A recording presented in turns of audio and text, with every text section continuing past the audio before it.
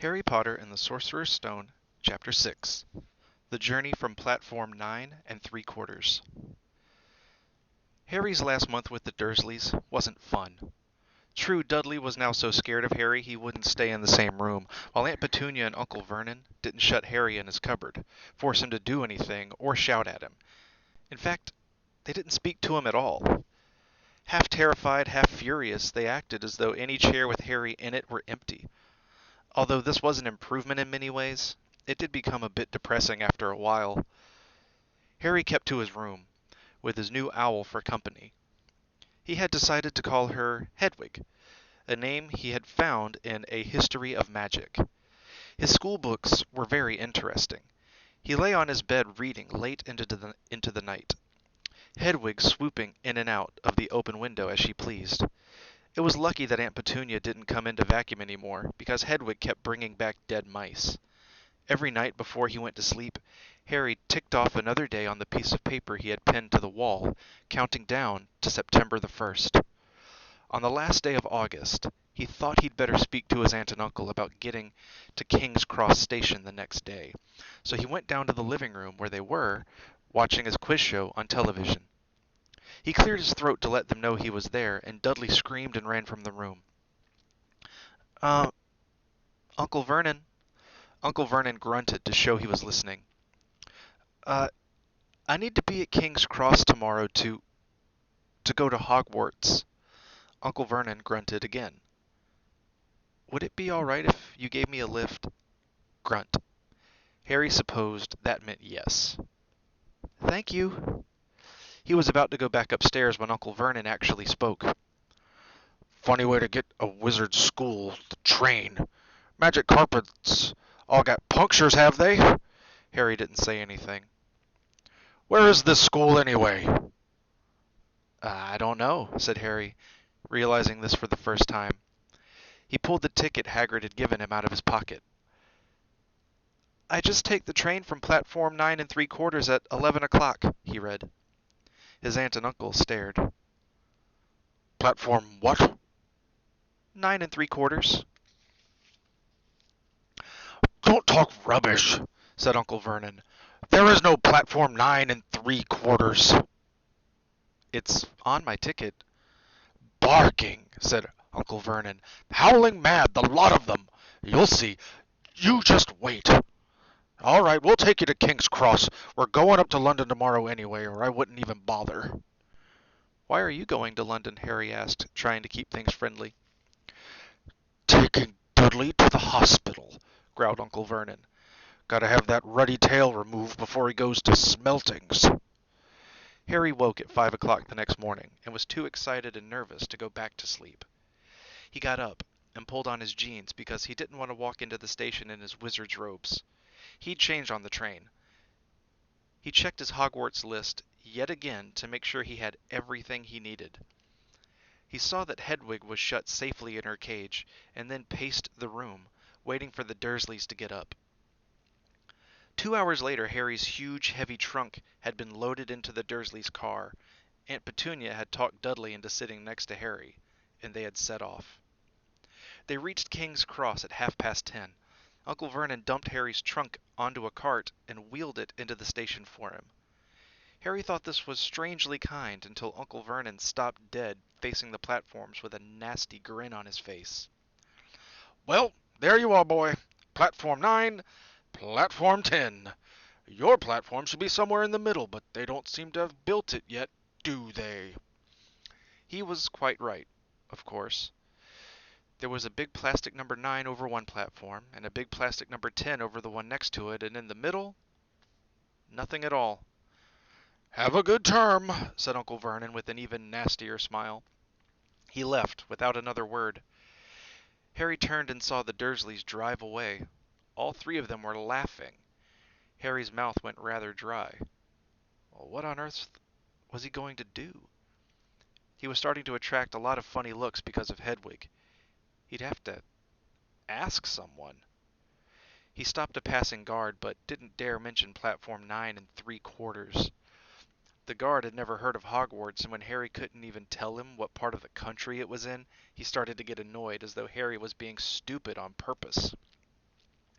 Getting desperate, Harry asked for the train that left at 11 o'clock, but the guard said there wasn't one. In the end, the guard strode away, muttering about time wasters. Harry was now trying hard not to panic.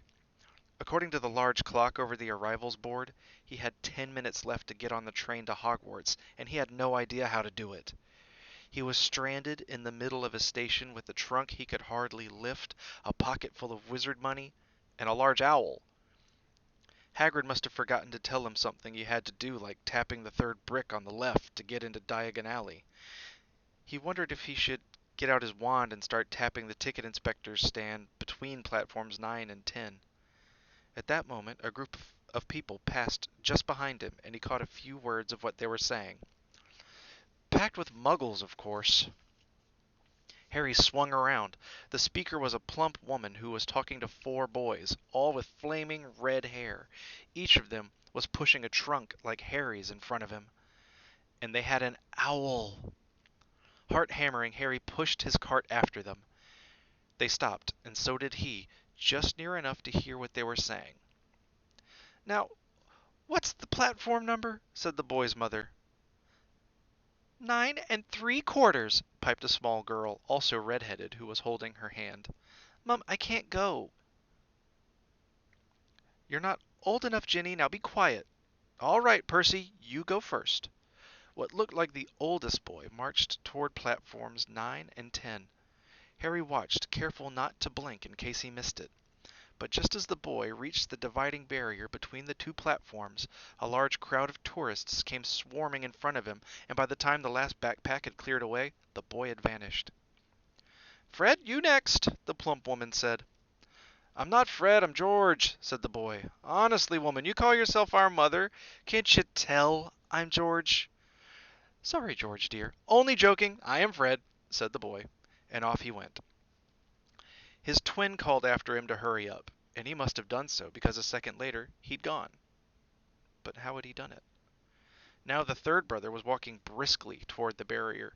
He was almost there, and then, quite suddenly, he wasn't anywhere.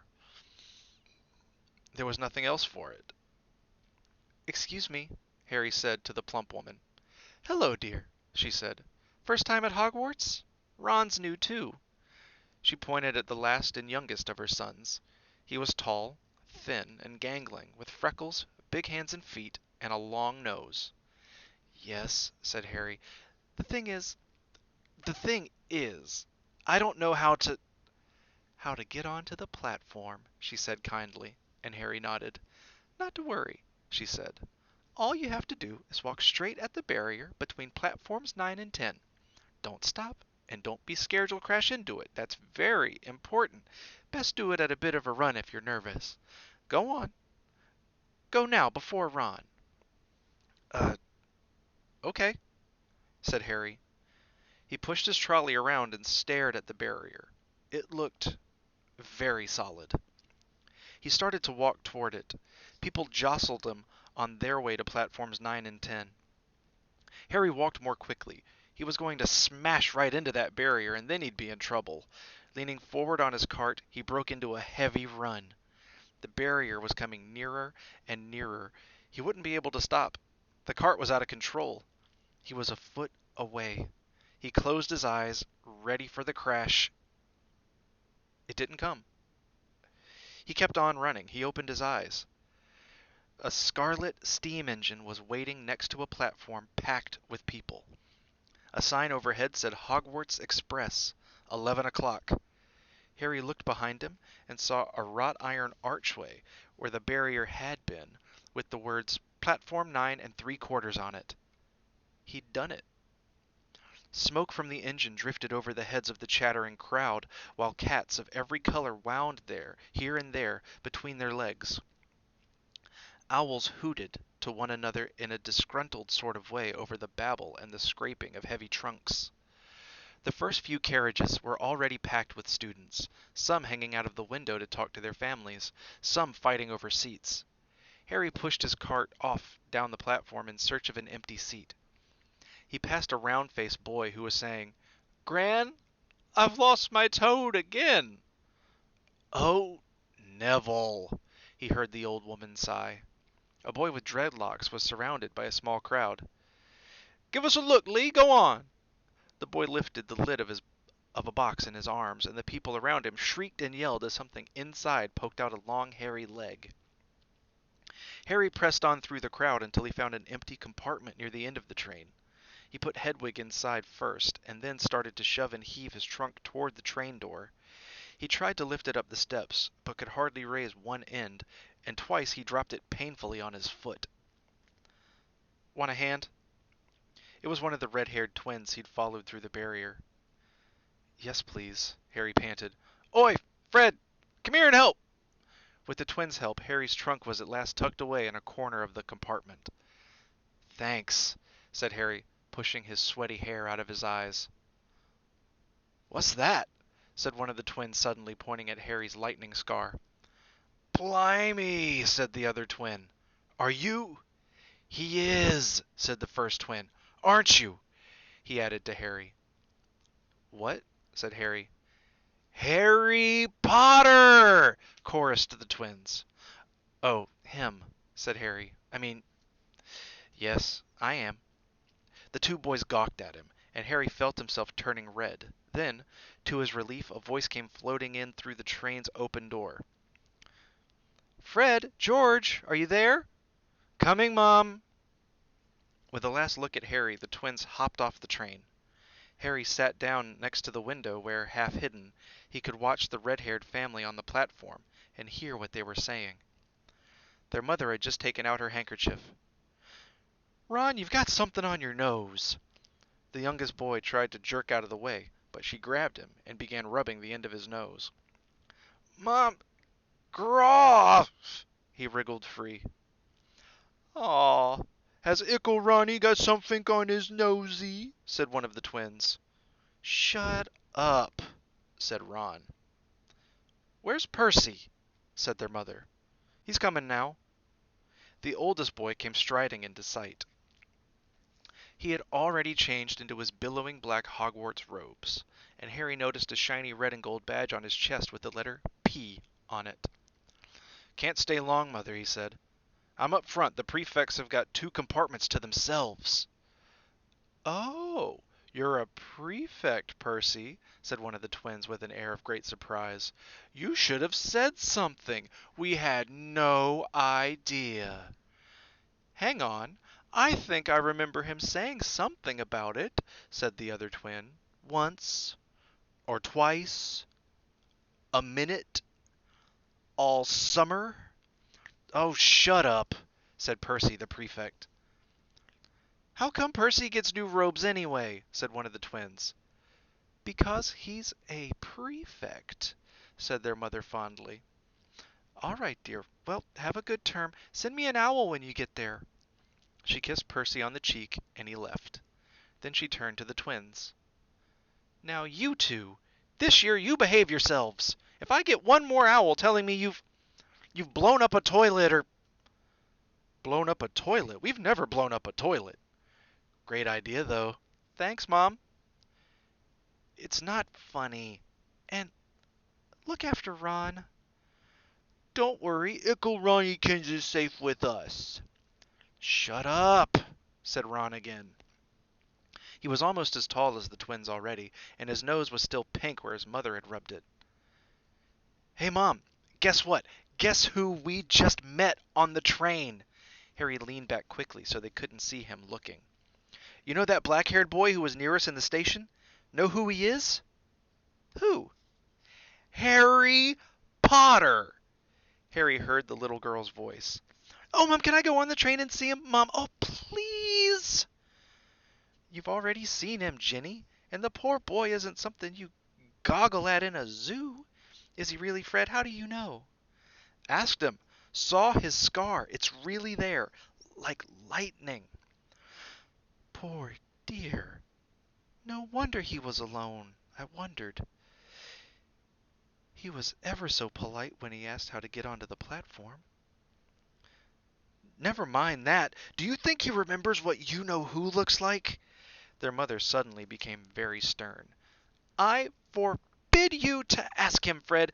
No, don't you dare! As though he needs remindin' of that on his first day at school. All right, keep your hair on. A whistle sounded. Hurry up, their mother said, and the three boys clambered onto the train. They leaned out of the window for her to kiss them goodbye, and their younger sister began to cry. Don't, Jenny. We'll send you loads of owls. We'll send you a Hogwarts toilet seat. George! Only joking, Mom. The train began to move. Harry saw the boy's mother, waving, and their sister, half laughing, half crying, running to keep up with the train until it gathered too much speed. Then she fell back and waved. Harry watched the girl and her mother disappear as the train rounded the corner. Houses flashed past the window. Harry felt a great leap of excitement. He didn't know what he was going to, but it had to be better than what he was leaving behind. The door of the compartment slid open, and the youngest red-headed boy came in. Anyone sitting there? He asked, pointing at the seat opposite Harry. Everywhere else is full. Harry shook his head, and the boy sat down. He glanced at Harry, and then looked quickly out of the window, pretending he hadn't looked. Harry saw he still had a black mark on his nose. Hey, Ron. The twins were back. Listen, we're going down the middle of the train. Lee Jordan's got a giant tarantula down there. Right, mumbled Ron. Harry, said the other twin, did we introduce ourselves? Fred and George Weasley. And this is Ron, our brother. See you later, then. Bye, said Harry and Ron. The twins slid the compartment door shut behind them. Are you really Harry Potter? Ron blurted out. Harry nodded. Oh, well, I thought it might be one of Fred and George's jokes, said Ron. And have you really got... You know... He pointed at Harry's forehead. Harry pulled back his bangs to show the lightning scar. Ron stared. So that's where you know who... Yes, said Harry, but I can't remember it. Nothing? Said Ron eagerly. Well, I remember a lot of green light, but nothing else. Wow, said Ron. He sat and stared at Harry for a few moments. Then, as though he had suddenly realized what he was doing, he looked quickly out of the window again. Are all of your family wizards? Asked Harry, who found Ron just as interesting as Ron found him. Yes, I think so, said Ron. I think Mom's got a second cousin who's an accountant, but we never talk about him. So you must know loads of magic already. The Weasleys were clearly one of those old wizarding families the Pale Boy and Diagon Alley had talked about. I heard you went to live with Muggles, said Ron. What are they like? Horrible. Well, not all of them. My aunt and uncle and cousin are, though. Wish I'd had 3 wizard brothers. 5, said Ron. For some reason he was looking gloomy. I'm the 6th in our family to go to Hogwarts. You could say I've got a lot to live up to. Bill and Charlie have already left. Bill was head boy and Charlie was captain of Quidditch. Now Percy's a prefect. Fred and George mess around a lot, but they still get really good marks and everyone thinks they're really funny. Everyone expects me to do as well as the others, but if I do, it's no big deal. Because they did it first. You never get anything new either with 5 brothers. I've got Bill's old robes, Charlie's old wand, and Percy's old rat. Ron reached inside his jacket and pulled out a fat gray rat, which was asleep. His name's Scabbers, and he's useless. He hardly ever wakes up. Percy got an owl from my dad for being made a prefect, but they couldn't I got Scabbers instead. Ron's ears went pink. He seemed to think he'd said too much, because he went back to staring out of the window. Harry didn't think there was anything wrong with not being able to afford an owl. After all, he'd never had any money in his life until a month ago, and he told Ron so, all about having to wear Dudley's old clothes and never getting proper birthday presents. This seemed to cheer Ron up. And until Hagrid told me, I didn't know anything about being a wizard, or about my parents, or Voldemort. Ron gasped. What? Said Harry. You said you know whose name, said Ron, sounding both shocked and impressed. I'd have thought you, of all people. I'm not trying to be brave or anything, saying the name, said Harry. I just never knew you shouldn't. See what I mean? I've got loads to learn. I bet, he added, voicing for the first time something that had been worrying him a lot lately. I bet I'm the worst in the class. You won't be. There's loads of people who come from Muggle families, and they learn quick enough. While they had been talking, the train had carried them out of London. Now they were speeding past fields full of cows and sheep. They were quiet for a time, watching the fields and lanes flick past. Around 12:30 there was a great clattering outside in the corridor, and a smiling, dimpled woman slid back their door and said, "Anything off the carts, dears?" Harry, who hadn't had any breakfast, leapt to his feet, but Ron's ears went pink again, and he muttered that he'd brought sandwiches. Harry went out into the corridor. He never had any money for candy with the Dursleys, and now that he had pockets rattling with gold and silver, he was ready to buy as many Mars bars as he could carry. But the woman didn't have Mars bars. What she did have were Bertie Bott's every flavor beans, Drubel's best blowing gum, chocolate frogs, pumpkin pasties, cauldron cakes, licorice wands, and a number of other strange things Harry had never seen in his life. Not wanting to miss anything, he got some of everything, and paid the woman 11 silver sickles and 7 bronze nuts. Ron stared as Harry brought it all back into the compartment and tipped it onto an empty seat. Hungry, are you? Starving, said Harry, taking a large bite of a pumpkin pasty. Ron had taken out a lumpy package and unwrapped it. There were 4 sandwiches inside. He pulled one of them apart and said, "She always forgets. I don't like corned beef." "Swap you for one of these," said Harry, holding up a pasty. "Go on."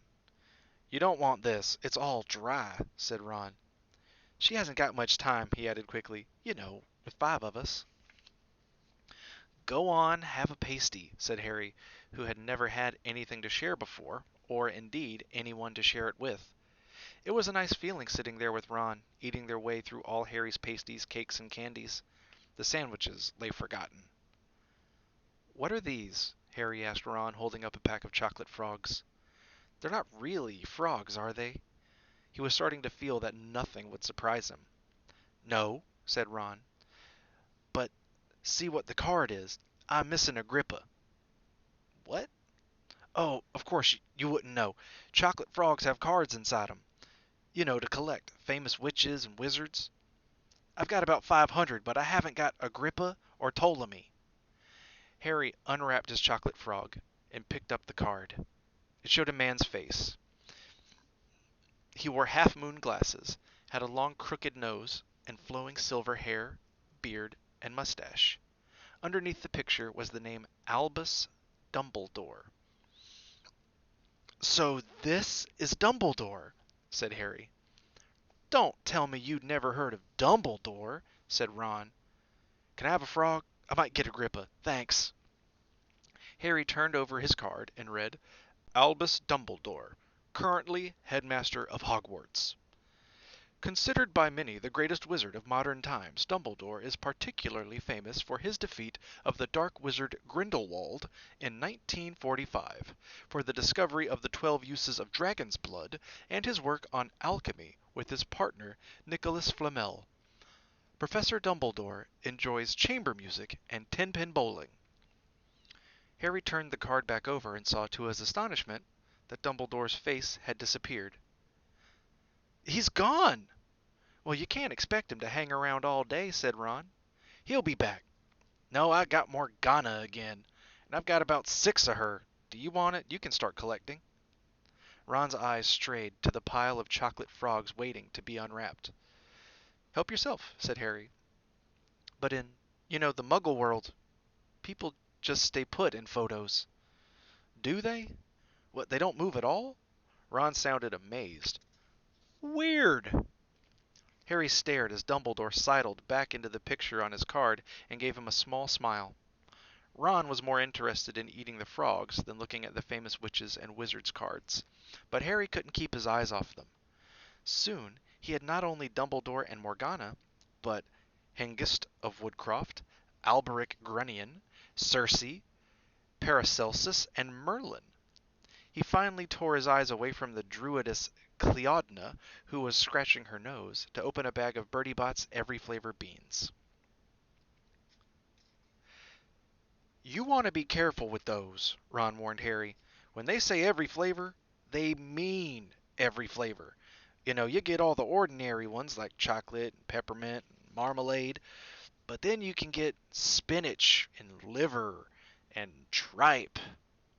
George reckons he had a booger flavor one once." Ron picked up a green bean, looked at it carefully, and bit into a corner. "Blech! See? Sprouts." They had a good time eating the every flavor beans. Harry got toast, coconut, baked bean, strawberry, curry, grass, coffee, sardine, and was even brave enough to nibble the end off a funny gray one that Ron wouldn't touch, which turned out to be pepper. The countryside, now flying past the window, was becoming wilder. The neat fields had gone. Now there were woods, twisting rivers, and dark green hills. There was a knock on the door of their compartment, and the round-faced boy Harry had passed on platform 9 3/4 came in. He looked tearful. "Sorry," he said, "but have you seen a toad at all?" When they shook their heads, he wailed, "I've lost him! He keeps getting away from me!" "He'll turn up," said Harry. "Yes," said the boy miserably. "Well, if you see him—" He left. "Don't know why he's so bothered," said Ron. "If I'd brought a toad, I'd lose it as quick as I could. Mind you, I brought Scabbers, so I can't talk." The rat was still snoozing on Ron's lap. "He might have died, and you wouldn't know the difference," said Ron in disgust. "I tried to turn him yellow yesterday to make him more interesting, but the spell didn't work. I'll show you. Look." He rummaged around in his trunk and pulled out a very battered-looking wand. It was chipped in places and something white glinting at the end. "Unicorn hairs nearly poking out. Anyway," he'd just raised his wand when the compartment door slid open again. The toadless boy was back, but this time he had a girl with him. She was already wearing her new Hogwarts robes. "Has anyone seen a toad? Neville's lost one," she said. She had a bossy sort of voice, lots of bushy brown hair, and rather large front teeth. "We've already told him we haven't seen it," said Ron, but the girl wasn't listening. She was looking at the wand in his hand. "Oh, are you doing magic? Well, let's see it then." She sat down. Ron looked taken aback. "Uh, all right." He cleared his throat. "Sunshine, daisies, buttermellow, turn this stupid fat rat yellow." He waved his wand, but nothing happened. Scabbers stayed gray and fast asleep. "Are you sure that's a real spell?" said the girl. "Well, it's not very good, is it? I've tried a few simple spells just for practice, and it's all worked for me. Nobody in my family's magic at all. It was ever such a surprise when I got my letter, but I was ever so pleased, of course. I mean, it's the very best school of witchcraft there is, I've heard. I've learned all our course books by heart, of course.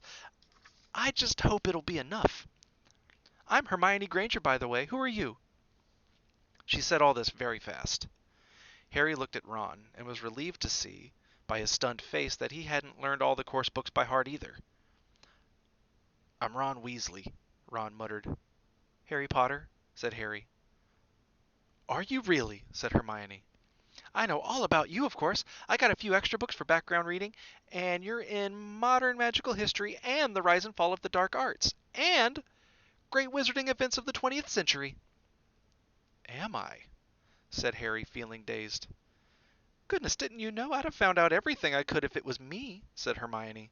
"Do either of you know what house you'll be in? I've been asking around, and I hope I'm in Gryffindor. It sounds by far the best. I hear Dumbledore himself was in it, but I suppose Ravenclaw wouldn't be too bad. Anyway, we better go and look for Neville's toad. You two had better change, you know. I expect we'll be there soon." And she left, taking the toadless boy with her. Whatever house I'm in, I hope she's not in it, said Ron. He threw his wand back into his trunk. Stupid spell. George gave it to me, but he knew it was a dud. What house are your brothers in? Asked Harry. Gryffindor, said Ron. Gloom seemed to be settling in on him again. Mum and Dad were in it too. I don't know what they'll say if I'm not. I don't suppose Ravenclaw would be too bad, but imagine if they put me in Slytherin. That's the house you know who was in? Yeah, said Ron. He flopped back into his seat, looking depressed. You know, I think the ends of Scabbers' whiskers are a bit lighter. So, what do your oldest brothers do now that they've left, anyway? Harry was wondering what a wizard did once he'd finished school. Charlie's in Romania studying dragons, and Bill's in Africa doing something for Gringotts, said Ron. Did you hear about Gringotts? It's been all over the Daily Prophet, but I don't suppose you get that with the Muggles. Someone tried to rob a high-security vault. Harry stared. Really? What happened to them? Nothing, that's why it's such big news. They haven't been caught. My dad says it must have been a powerful dark wizard to get round Gringotts, but they don't think they took anything. That's what's odd. Of course, everyone gets scared when something like this happens in case you know who's behind it. Harry turned this news over in his mind. He was starting to get a prickle of fear every time you know who was mentioned. He supposed this was all part of entering the magical world, but it had been a lot more comfortable saying Voldemort without worrying. What's your Quidditch team? Ron asked. Er, I don't know any, Harry confessed. What? Ron looked dumbfounded. Oh, you wait. It's the best game in the world. And he was off explaining all about the 4 balls and the position of the 7 players, describing famous games he'd been to with his brothers and the broomstick he'd like to get if he had the money.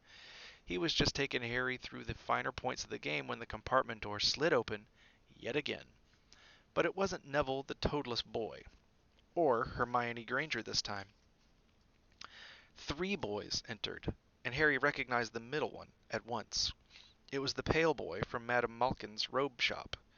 He was looking at Harry with a lot more interest than he'd shown back in Diagon Alley. Is it true? He said. They're saying all down the train that Harry Potter's in this compartment. So it's you, is it? Yes, said Harry. He was looking at the other boys. Both of them were thick-set and looked extremely mean. Standing on either side of the pale boy, they looked like bodyguards. Oh, this is Crabbe, and this is Goyle, said the pale boy, carelessly noticing where Harry was looking. And my name's Malfoy, Draco Malfoy. Ron gave a slight cough, which might have been hiding a snicker. Draco Malfoy looked at him. Think my name's funny, do you? No need to ask who you are. My father told me all the Weasleys have red hair, freckles, and more children than they can afford. He turned back to Harry. You'll soon find out some wizarding families are much better than others, Potter. You don't want to go making friends with the wrong sort. I can help you there. He held out his hand to shake Harry's, but Harry didn't take it. I think I can tell who the wrong sort are for myself. Thanks, he said coolly. Draco Malfoy didn't go red, but a pink tinge appeared in his pale cheeks. I'd be careful if I were you, Potter, he said slowly. Unless you're a bit politer, you'll go the same way as your parents. They didn't know what was good for them either. You hang around with riffraff like the Weasleys and that Hagrid, and it'll rub off on you. Both Harry and Ron stood up. Say that again, Ron said, his face as red as his hair. Oh, you're going to fight us, are you? Malfoy sneered. Unless you get out now, said Harry more bravely than he felt, because Crabbe and Goyle were a lot bigger than him or Ron. But we don't feel like leaving, do we, boys? We've eaten all our food, and you seem to have some. Goyle reached toward the chocolate frogs next to Ron. Ron leapt forward, but before he'd so much as touched Goyle, Goyle let out a horrible yell. Scabbers the rat was hanging off his finger, sharp little teeth sunk deep into Goyle's knuckle. Crabbe and Malfoy backed away as Goyle swung Scabbers round and round, howling, and when Scabbers finally flew off and hit the window, all three of them disappeared at once. Perhaps they thought there were more rats lurking among the sewers, or perhaps they'd heard footsteps, because a second later, Hermione Granger had come in. "What has been going on?" she said, looking at the sweets all over the floor and Ron picking up Scabbers by his tail. "I think he's been knocked out," Ron said to Harry. He looked closer at Scabbers. "No, I don't believe it. He's gone back to sleep." And so he had. "You've met Malfoy before?" Harry explained about their meeting in Diagon Alley. "I've heard of his family," said Ron darkly. "They were some of the first to come back to our side after you-know-who disappeared. Said they'd been bewitched. My dad doesn't believe it. He says Malfoy's father didn't need an excuse to go over to the dark side." He turned to Hermione. "Can we help you with something?" "You'd better hurry up and put your robes on. I've just been up to the front to ask the conductor, and he says we're nearly there." "You haven't been fighting, have you? You'll be in trouble before we even get there." "Scabbers has been fighting, not us," said Ron, scowling at her. "Would you mind leaving while we change?" "All right. I only came in here because people outside are behaving very childishly, racing up and down the corridors," said Hermione in a sniffy voice. "And you've got dirt on your nose, by the way. Did you know?" Ron glared at her as she left. Harry peered out of the window. It was getting dark. He could see mountains and forests under a deep purple sky. The train did seem to be slowing down. He and Ron took off their jackets and pulled on their long black robes. Ron's were a bit short for him. You could see his sneakers underneath them. A voice echoed through the train. "We'll be reaching Hogwarts in 5 minutes' time. Please leave your luggage on the train. It'll be taken to the school separately." Harry's stomach lurched with nerves, and Ron, he saw, looked pale under his freckles. They crammed their pockets with the last of the sweets and joined the crowd thronging the corridor. The train slowed right down and finally stopped. People pushed their way toward the door and out onto a tiny, dark platform. Harry shivered in the cold night air. Then a lamp came bobbing over the heads of the students, and Harry heard a familiar voice. "First years! First years over here!" "All right there, Harry!" Hagrid's big hairy face beamed over the sea of heads. "Come on, follow me! Any more first years? Mind your step now! First years, follow me!" Slipping and stumbling, they followed Hagrid down what seemed to be a steep, narrow path. It was so dark on either side of them that Harry thought there must be thick trees there. Nobody spoke much. Neville, the boy who kept losing his toad, sniffed once or twice. "You'll get your first sight of Hogwarts in a sec," Hagrid called over his shoulder. "Just round this bend here." There was a loud, "Ooh." The narrow path had opened suddenly onto the edge of a great black lake.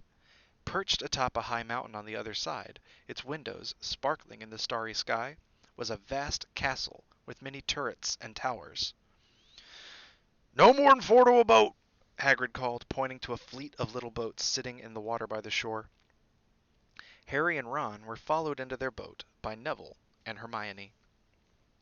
"Everyone in!" shouted Hagrid, who had a boat to himself. "Right then, forward!"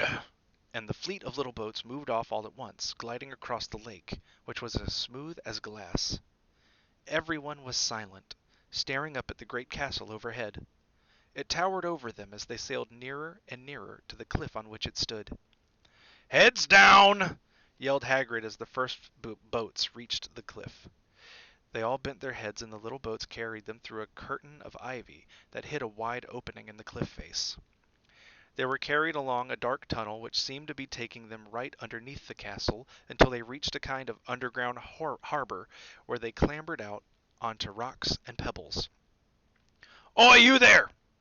Is this your toad?" said Hagrid, who was checking the boats as people climbed out of them. "Trevor!" cried Neville blissfully, holding out his hands.